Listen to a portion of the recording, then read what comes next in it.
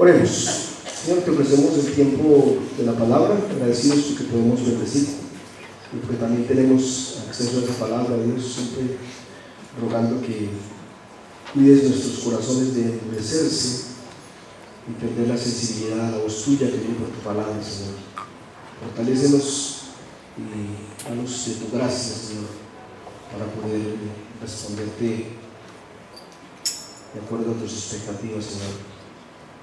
En el nombre de Cristo Jesús. Amén. Bien, hermanos, yo pienso que siempre al empezar el año, bueno, tomar que sea uno de los mensajes para hablar de mayordomía. Están haciendo plan, están haciendo ruta. Voy a partir del editorial del boletín, vamos a leerlo, porque a partir de él voy a dice el editorial de hoy, los principios de la prosperidad. Recuerda, es decir, usando como base Salmo 24:1-2 de Jehová, o del Señor es la tierra y su plenitud, el mundo y los que en él habitan. Recuerda la verdad de que Dios es el dueño de todo. Si tenemos una firme comprensión de este concepto y lo aplicamos a nuestra manera de pensar, lo aplicamos a nuestra manera de pensar y al manejo del dinero, habremos dominado el primer principio de la prosperidad. Si entendemos que todo lo que vemos en nuestro mundo le pertenece a Él, comenzaremos a comprender que literalmente nada es nuestro. Somos simples mayordomos del dinero de nuestro amo. Como administradores de su dinero debemos entender que no tenemos el derecho de decidir la manera de cómo ser gastado o invertido. Dios sí lo tiene y debe tener la última palabra en este asunto. Nadie dijo amén. Entonces,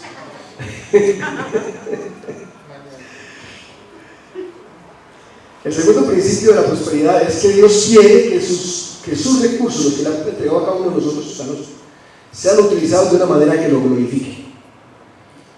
Él no solo es el dueño de todo, con el derecho de decirnos cómo manejarlo, sino que también espera que le obedezcamos. Nuestra obediencia en asuntos de dinero le glorifica. El Señor quiere que tengamos presente esto para hacer su obra, satisfacer sus necesidades y disfrutar de cosas buenas. Así que en este nuevo año haga estas 3 preguntas al Señor. Primera, ¿cuánto quieres que designe para tu obra? Segunda, ¿qué porcentaje debe ser para satisfacer mis necesidades básicas y las de otras personas? Tercero, ¿cuánto quieres que utilice para mi satisfacción personal? Si aceptamos que Dios es dueño de todo, que somos administradores de su dinero y que nuestros recursos deben ser utilizados para glorificarlo, estaremos satisfechos con lo que nos diga en cuanto a cómo utilizar el dinero que tenemos. Y pregunta, ¿qué tan satisfecho está usted? Bueno, estas son palabras, como dice allí el pastor Charles Stanley, del Ministerio en Contacto. Está diciéndonos inicialmente que hay 2 principios de la prosperidad. El primero, entender y aceptar que todo es de Dios, que nada es nuestro, que somos administradores encomendados por Dios. De alguna manera podemos decir que estamos hipotecados, pero bien hipotecados, ¿cierto? Para el Señor. Cuando uno le hablan de que las cosas no son de uno, yo recuerdo un momento de mi vida que recibí una lección. Como muchos de ustedes saben, cuando los pelados estaban pequeños, estos muchachotes, Julia tenía mucho problema con asma alérgica y cada rato me tocaba correr con ella. Y entonces yo me estaba comenzando a confundir mucho. Entonces estaba hablando con mi mamá, que pues, ha sido cristiana de años y años, como buscando un consuelo. ¿Sabe qué me dijo? Acuérdese que no es suya. Acuérdese que no es suya.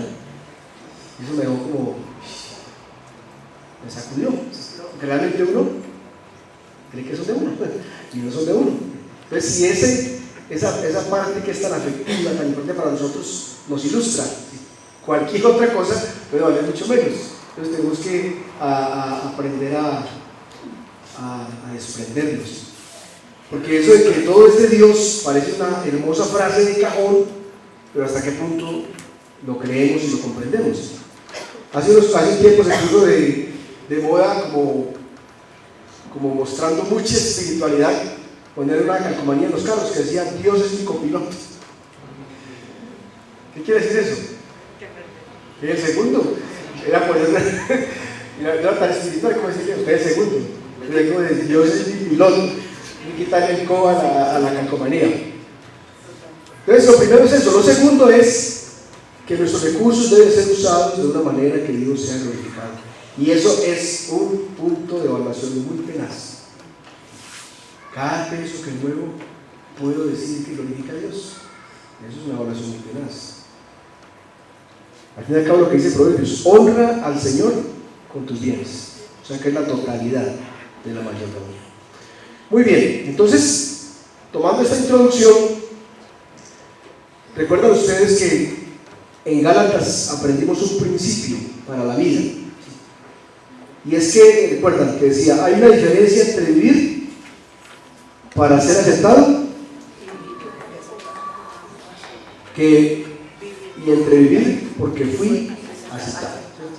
Apliquen eso a los bienes. Igualdad. Que cuando hablamos de mayordomía, hablamos de dar también. Entonces, hay una diferencia entre dar para qué y dar por qué. ¿Entienden? No doy para ganarme el favor de Dios, no doy para que Dios me devuelva, no doy por temor, doy porque soy agradecido con un Dios que ha dado todo para mí, su Hijo inclusive. Entonces, si el motor de mi vida es una respuesta de gratitud, el dar también debe ser simplemente es una respuesta. Si fuera así, no había que predicar este tema. No había que predicar, porque no es así. La gratitud abre la puerta a la generosidad, y la generosidad es la propuesta del Nuevo Testamento. Jesús lo hizo y Pablo también. ¿Qué dijo Jesús? Jesús dijo, estableció un principio de vida, o sea, que todo lo que se relaciona con la ley hay que ir más allá de la ley. Si tu enemigo o quien tiene cuenta contigo te pide que camines una milla para compensar, ¿qué dice? Ve y camina 2. Ahí está el principio. El principio de sanitario es ir más allá de lo que establece la ley y aplica para todas las áreas. Pablo también propuso la generosidad. Usted puede decir, pastor, mire que Pablo nunca habló del diezmo, es que ya había superado ese tema. Por eso propone la generosidad, que es ir mucho más allá. Yo les contaba que en 2 partes cuando estaba trabajando como asesor ministerial, me pidieron dar charlas de mayordomía, y en 2 partes me pasó lo mismo. Pastor, es que eso del diezmo ya pasó de moda. Eso era el Antiguo Testamento. Y yo estoy de acuerdo con usted. Eso era el Antiguo Testamento.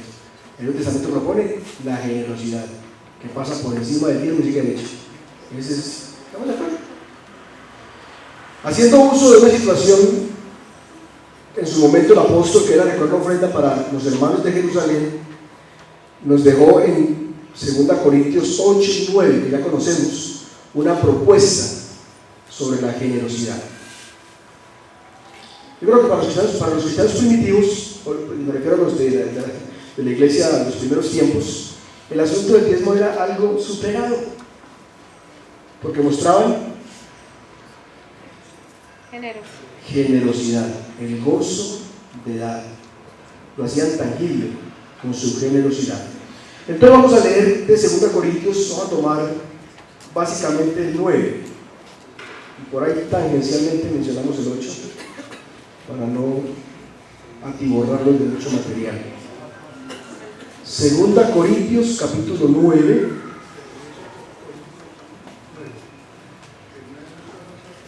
verso 5. 2 Corintios 9, 5 y siguientes.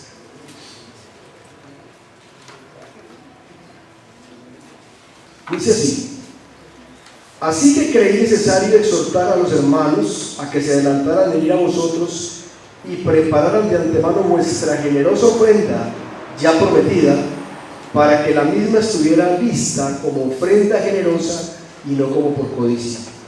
Pero esto digo: el que siembra escasamente, escasamente también segará, y el que siembra abundantemente, abundantemente también segará.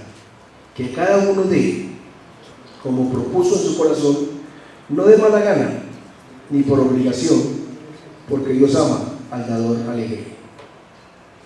Y Dios puede hacer que toda gracia abunde para vosotros, a fin de que teniendo siempre todo lo suficiente en todas las cosas, abundéis para toda buena obra. Como está escrito: Él esparció, dio a los pobres, su justicia permanece para siempre. Y el que suministra semilla al sembrador y pan para su alimento, suplirá y multiplicará vuestra sementera y aumentará la siega de vuestra justicia. Seréis enriquecidos en todo, para toda liberalidad, la cual por medio de nosotros produce acción de gracias a Dios. Porque la administración de este servicio no solo suple con plenitud lo que faltaba a los santos, sino que también sobreabunda a través de muchas acciones de gracias a Dios. Por la prueba dada por esta administración, glorificarán a Dios por vuestra obediencia a vuestra confesión del Evangelio de Cristo y por la liberalidad de vuestra contribución para ellos y para todos.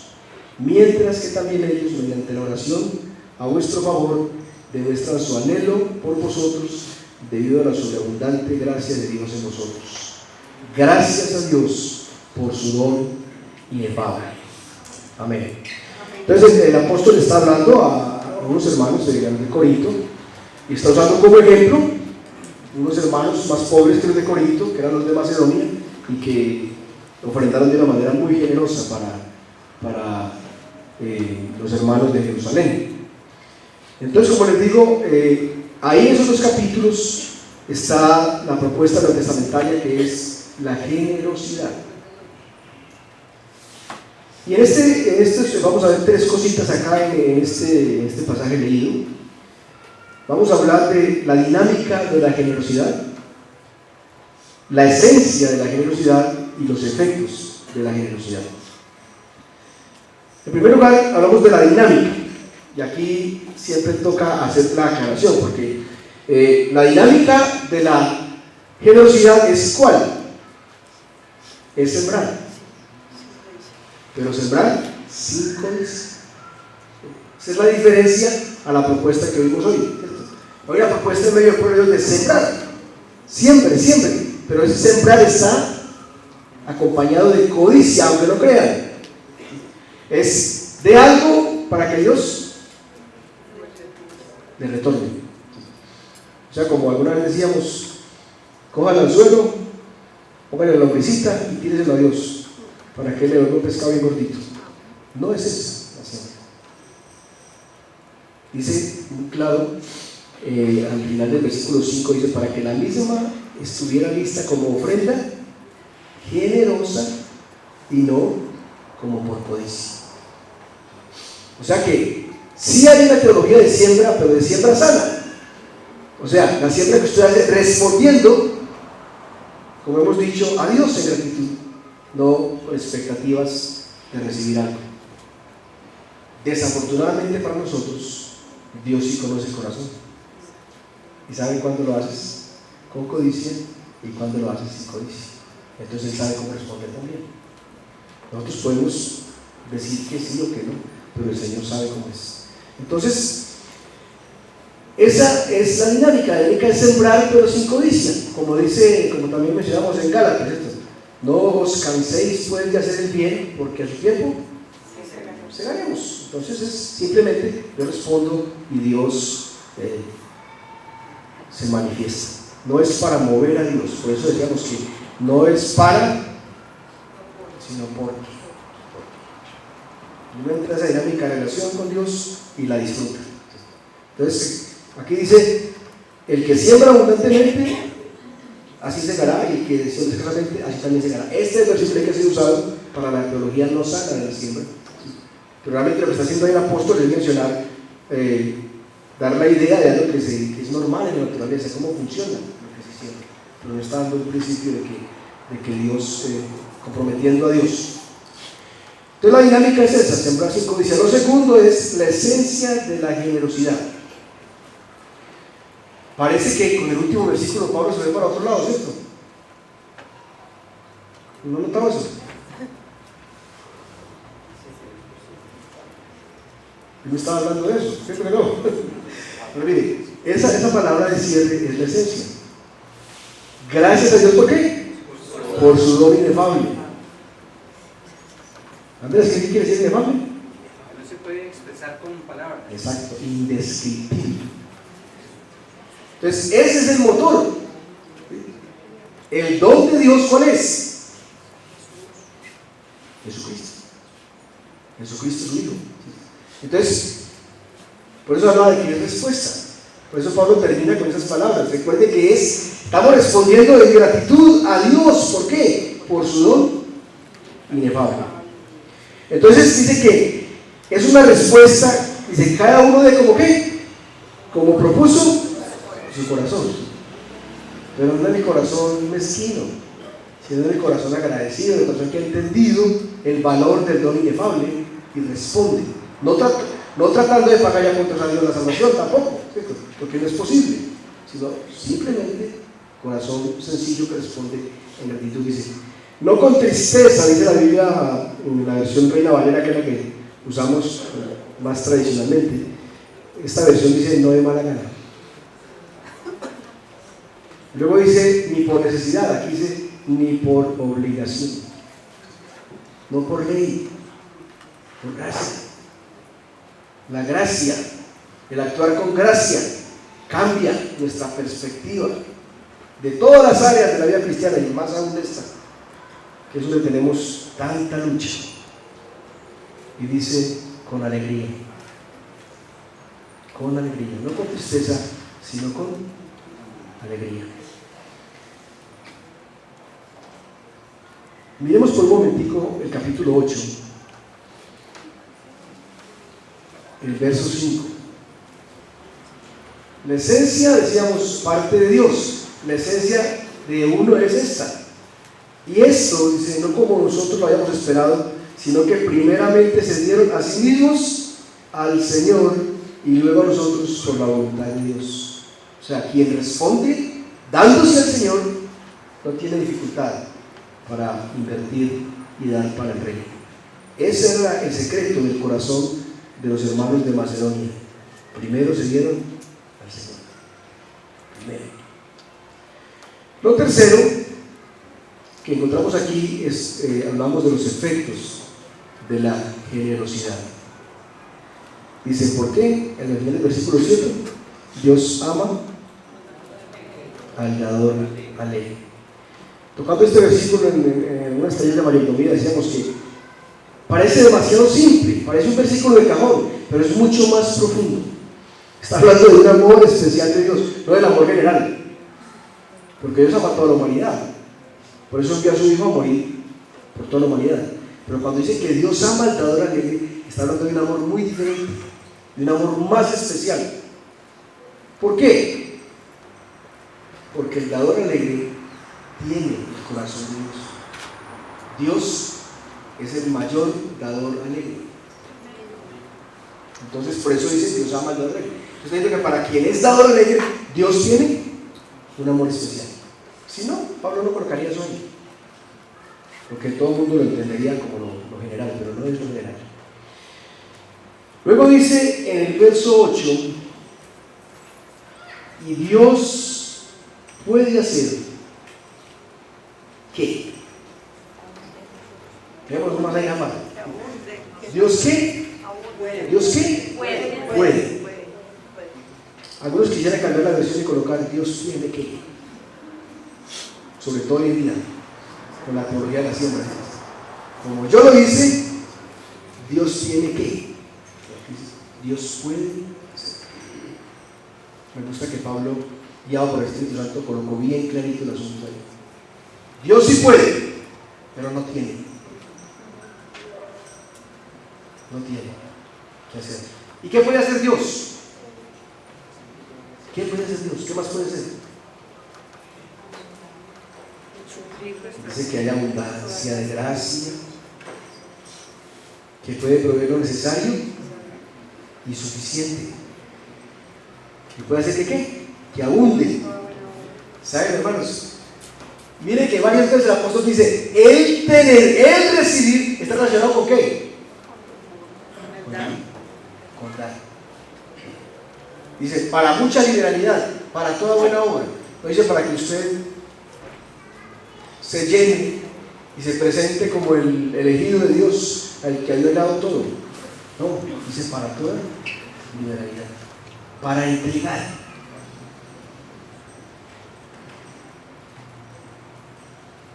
Para que abunden para toda buena obra. Y usan las palabras que nos fascinan. Eso mejor dicho, son agradables a los oídos, ¿cierto? Verso 10. 3 palabritas. Suplirá, multiplicará, aumentará. ¿Cómo le suena? Maravilloso. ¿Cierto? Amén. Así suena, con un amén bien grande. Y dice en el 11, seréis enriquecidos en todo para liberalidad. Esos son los efectos que viene una abundancia de parte de Dios para que seamos más y más liberales en dar.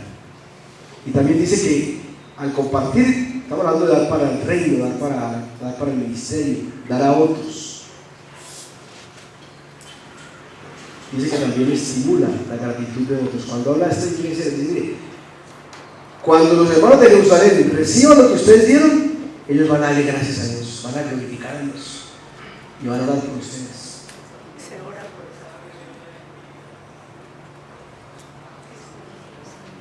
Hermanos,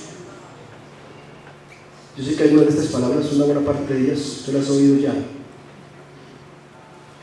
Yo desde que estudié la carta de Pedro me volví muy fresco, no me importa repetir.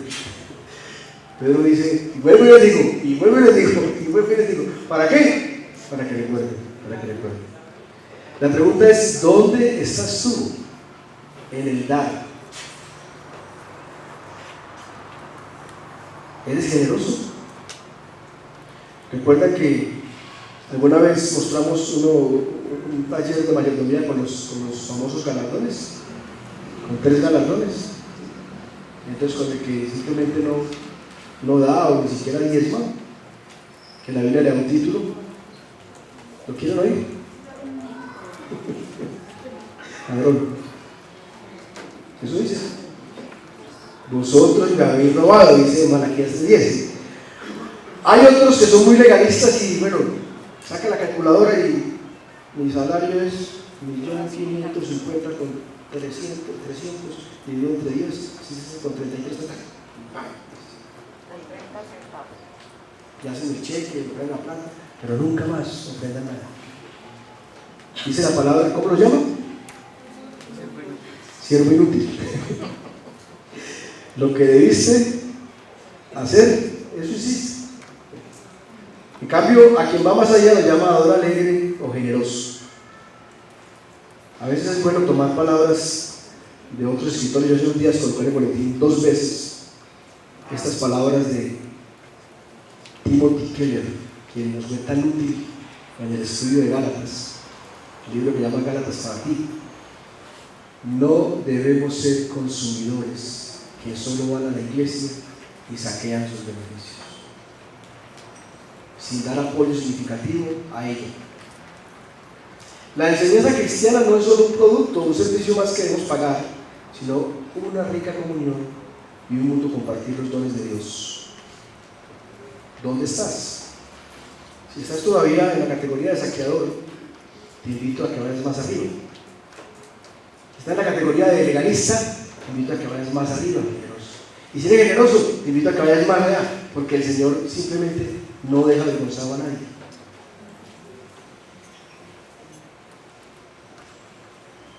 ¿Qué es ser generoso? ¿Es posible ser generoso?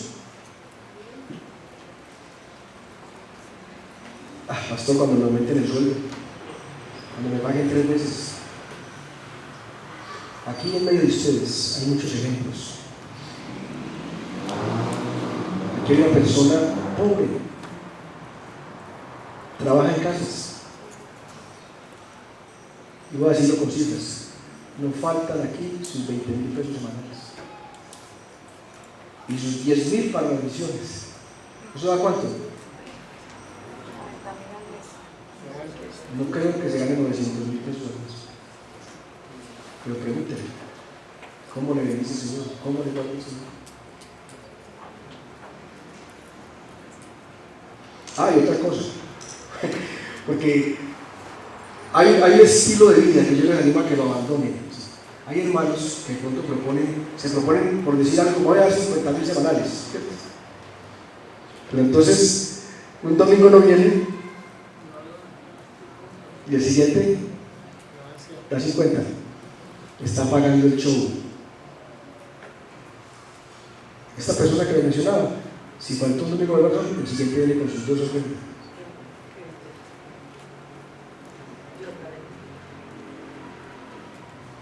Hay otro ejemplo, no son los ricos de la iglesia, simplemente 2 empleados, pero muy fieles, muy generosos, van más allá, yo sé que dan más de 10. Aparte de eso, pagan buena parte del salario del pastor de jóvenes. Y aparte de eso, pastor, ¿quién hay por ahí? ¿Quién necesita para la matrícula? ¿Quién necesita para tal cosa? Y pregúnteles si les ha hecho falta. Sí se puede ser generoso. Porque yo he dicho muchas veces que el pobre depende más de Dios y por eso es tan fiel.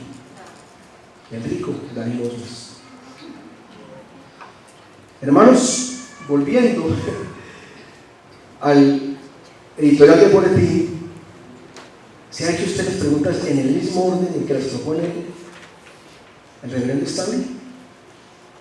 Primero, Señor, ¿cuánto debo dar para el reino? Pues eso es lo último.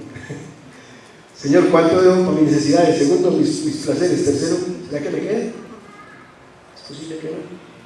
Parece que el llamado de este hermano a través de esas 3 preguntas, yo quiero decirle de todo corazón, ustedes han oído, ya llevo casi 30 años acá de pastor. Y han visto mi familia, han visto muchas cosas y no les voy a repetir eso. Pero cuando usted, lo primero es lo del Señor, Él no lo deja de pensar. Por eso digo que dar para la obra es una aventura de fe. Le dice, Señor, esto es suyo. Y demuéstrame que puedo vivir por esto. Y Él le demuestra que sí. O sea que el presupuesto lo hacemos partiendo de cuánto se da para el reino, y lo otro ya se cuadra. Les animo a que reflexionen sobre eso. No endurezca el corazón para no tener que usar palabras de amenaza. Simplemente me preocupa que no disfruten esa parte tan hermosa en la relación con Dios, con el Dios proveedor, con el Dios proveedor. Muy bien, oremos. Incline su rostro.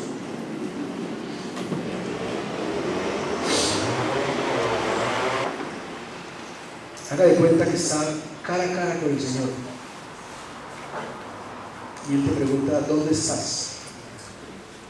¿Qué le contestas? ¿Dónde estás en el dar?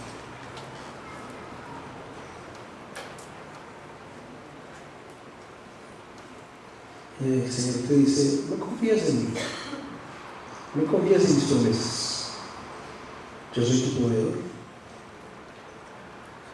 Te lo he demostrado a través de los años. El Señor te invita hoy a ser un dador generoso para que la obra del Señor sea bendecida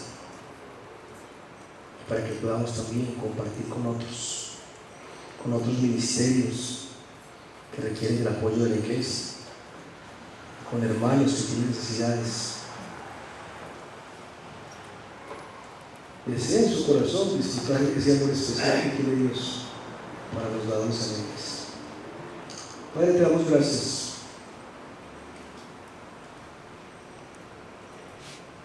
Declaro personalmente y con mi familia que eres un Dios fiel. Estamos agradecidos por ese cuidado tuyo día tras día, año tras año, Señor. Que vivimos confiados en tu inmenso amor. Que trataremos cada día más de responder en esta área y de bendecir a otros, Señor, porque tu bendición ha sido muy grande. Te pido que en esta hora tú hables el corazón de cada uno, les permita renovar la confianza, porque el asunto es de confianza más, que puedan bendecirte y alabarte como respuesta, como resultado de una fidelidad. El Dios fiel se alegra de tener siervos fieles. Damos gracias a Dios en el nombre de Cristo. Amén. Amén.